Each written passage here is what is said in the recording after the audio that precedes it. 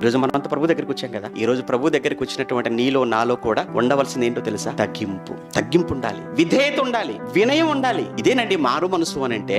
మారు మనసు అంటే ప్రభు దగ్గరికి రానంత వరకు నువ్వు ఎలా ఉన్నావో తెలియదు, కానీ వచ్చిన తర్వాత మాత్రం తప్పనిసరిగా విధేయత, వినయం కలిగి ఉండాలి.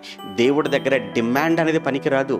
ఎప్పుడు కూడా మనం దేవుని డిమాండ్ చేయడానికి లేదు. కానీ కొంతమంది ప్రార్థనలు చేసినప్పుడు చూడండి, డిమాండ్ గా అడుగుతుంటారు, నువ్వు ఏమన్నట్టుగా మాట్లాడుతుంటారు. అది చాలా తప్పండి. ఏది యోగ్యత?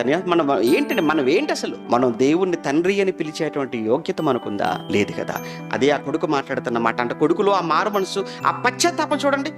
ఇప్పుడు ఎక్కడో కొడుకున్నాడు, కొడుకు దగ్గరికి తండ్రి వెళ్ళిపోవచ్చు. ఇక్కడ ఏంటంటే దేవుడు మార్చుకోవచ్చు కదండి మనుషులను అని అంటారు కొంతమంది. చూడండి, కొంతమంది ముండిగా మాట్లాడిన వాళ్ళు ఏమంటారంటే, కొడుకు ఎక్కడ ఉన్నాడో తెలుసుకొని ఆ కొడుకుతో దగ్గరికి ఈయనే వెళ్ళిపోవచ్చు కదా అని మాట్లాడుతుంటారు. నో, ఆయన చేయడలా. నీలో మారు మనసు, నీలో పశ్చాత్తాపం రావాలి. నీలో పశ్చాత్తాపం వస్తూ నువ్వు ఆయన దగ్గరికి వస్తున్నావు, నువ్వు ఒక్క అడుగు ముందుకే, అంతే. ఆయన పదులు పరిగెత్తుకుంటూ వస్తా నీ దగ్గరికి. ఇక్కడ కొడుకు అక్కడే ఆగిపోయాడు, కానీ వాడిలో ఏం కలిగింది? పశ్చాత్తాపం, మారు మనసు వచ్చేసింది. మారు మనసు వచ్చింది అన్న సంగతి తెలుసుకున్న మరుక్షణమే తండ్రే పరిగెత్తుకుంటూ వచ్చాడు తప్ప కొడుకు రాలేదు. దేవుడు మనసు సేమ్ అంతే ఉంటదండి. నువ్వు కొంచెం తగ్గు, నీలో కొంచెమైనా మారాలన్న ఆలోచన నీకుంటే, నీకు ఆలోచన వస్తే చాలు, ఆయన ఏం చేస్తాడన్నమాట? ఆయనే పరిగెత్తుకొని వస్తాడు.